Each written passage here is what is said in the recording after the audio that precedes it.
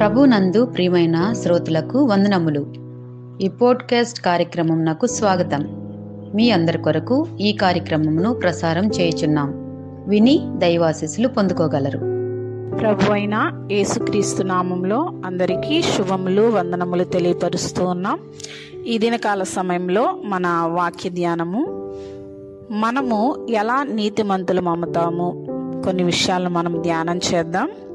మొదటిగా అపోస్తుల కార్యముల గ్రంథము 13వ అధ్యాయం 29వ వచనం ప్రకారము, మీరు మోషే ధర్మశాస్త్రము వలన ఏ విషయములలో నీతిమంతులుగా తీర్చబడలేకపోతిరో ఆ విషయములన్నిటిలో విశ్వసించు ప్రతి వాడును ఈయన వలననే నీతిమంతుడుగా తీర్చబడుననియు మీకు తెలియనుగాక. యేసుక్రీస్తు ద్వారా మనము నీతిమంతులుగా తీర్చబడతాము అని దేవుని వాక్యం మనకు సెలవిస్తూ ఉంది. రెండవదిగా మనం చూస్తే రోమాపత్రిక 3వ అధ్యాయం 20, 21, 22 వచనాల్లో మనం చూడగలిగినట్లయితే, ధర్మశాస్త్ర సంబంధమైన క్రియల మూలముగా ఏ మనుష్యుడు కూడా ఆయన దృష్టికి నీతిమంతుడిగా తీర్చబడడు గాని ధర్మశాస్త్రమునకు వేరుగా దేవుని నీతి బయలుపరుచుచున్నది అని దేవుని వాక్యం మనకు సెలవిస్తుంది. ధర్మశాస్త్రము, ప్రవక్తలు ఇద్దరు కూడా సాక్ష్యం ఇస్తున్నట్లుగా మనం చూస్తూ ఉంటున్నాం. యేసుక్రీస్తు యొక్క నీతి ద్వారా మనము నీతిమంతులుగా మార్చబడతాము అని దేవుని వాక్యం మనకు సెలవిస్తుంది. యేసుక్రీస్తు యొక్క నీతి ధర్మశాస్త్రంలోను అదేవిధంగా ప్రవక్తల గ్రంథాల్లో కూడా చెప్పబడినట్లుగా మనం చూస్తూ ఉంటున్నాం. 4వ కీర్తన 1వ వచనం ప్రకారము నీతికి ఆధారము దేవుడే అని మనం చూస్తూ ఉంటున్నాం. ప్రవక్తల గ్రంథాల్లో కూడా చూడగలిగినట్లయితే యెషయా గ్రంథము 45వ అధ్యాయం 24, 25వ వచనంలో మనం చూస్తే, యెహోవా యందే నీతి ఉన్నది, ఆ నీతి విషయమై కోపపడువారు సిగ్గునొందుదురు అని మనం దేవుని వాక్యాన్ని చూస్తూ ఉంటున్నాం. ఇర్మియా గ్రంథము 23వ అధ్యాయం 6వ వచనం ప్రకారము యెహోవాయే మనకు నీతి అని దేవుని వాక్యం మనకు సెలవిస్తుంది. యేసుక్రీస్తు నీతి ద్వారా మనము నీతిమంతులుగా మార్చబడుతున్నాము అని దేవుని వాక్యం సెలవిస్తుంది.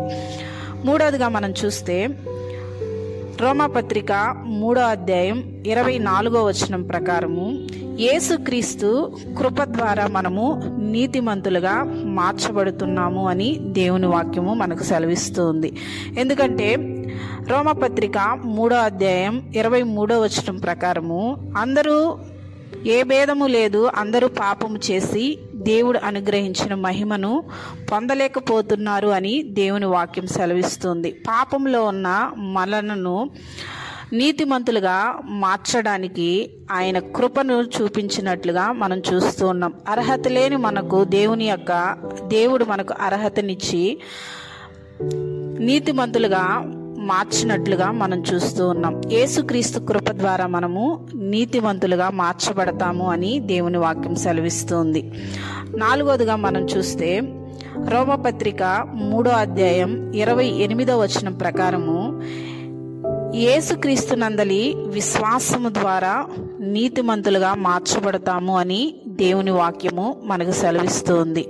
ఎవరైతే యేసుక్రీస్తు నందు విశ్వాసం ఉంచుతారో వారు నీతిమంతులుగా మార్చబడతారు అని దేవుని వాక్యం మనకు సెలవిస్తుంది. 5వదిగా మనం చూస్తే రోమపత్రిక 5వ అధ్యాయం 9వ వచనం ప్రకారము యేసుక్రీస్తు రక్తము ద్వారా మనము నీతిమంతులుగా మార్చబడతాము అని దేవుని వాక్యము మనకు సెలవిస్తుంది. 6వదిగా మనం చూస్తే రోమాపత్రిక 5వ అధ్యాయం 19వ వచనం ప్రకారము యేసుక్రీస్తు యొక్క విధేయత ద్వారా మనము నీతిమంతులుగా మార్చబడతాము అని దేవుని వాక్యం సెలవిస్తుంది.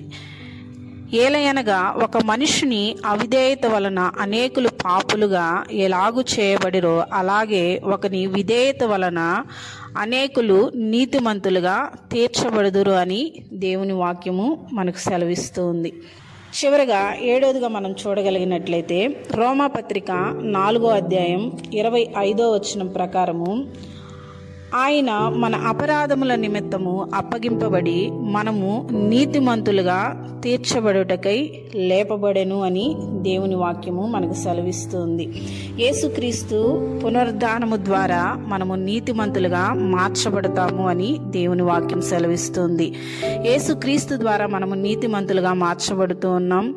యేసుక్రీస్తు నీతి ద్వారా నీతిమంతులుగా మార్చబడుతూ ఉన్నాం. యేసుక్రీస్తు కృప ద్వారా నీతిమంతులుగా మార్చబడుతూ ఉన్నాం.